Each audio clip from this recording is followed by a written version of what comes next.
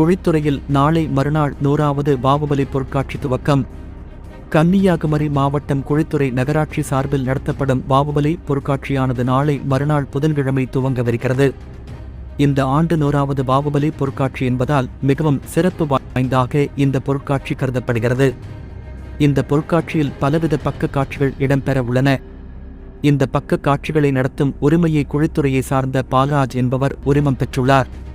பக்க காட்சியில் சிறுவர்கள் முதல் பெரியவர்கள் வரை கண்டுகளிக்கும் வகையில் பொழுதுபோக்கு நிகழ்ச்சிகள் பல இடம்பெற உள்ளன. குறிப்பாக பொருட்காட்சி திடலின் பக்க காட்சியில் அறிவியல் கண்காட்சி, மரணக்கிணறு, ராட்சத ராட்டினங்கள் மற்றும் பல்வேறு பொழுதுபோக்கு அம்சங்களும் இடம்பெற்றுள்ளன.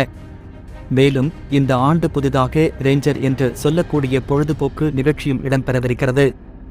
இதுவுமல்லாமல் குழந்தைகளுக்கான பொழுதுபோக்கு நிகழ்ச்சிகள், கைவினைப் பொருட்காட்சிகள், விவசாய விளைபொருள் கண்காட்சிகள் உள்பட பல அம்சங்கள் இடம்பெறுகின்றன. இந்த பொருட்காட்சியானது நாளை மறுநாள் 9ஆம் தேதி துவங்கி வரும் 28ஆம் தேதி வரை மொத்தம் 20 நாட்கள் நடைபெறவிருக்கிறது.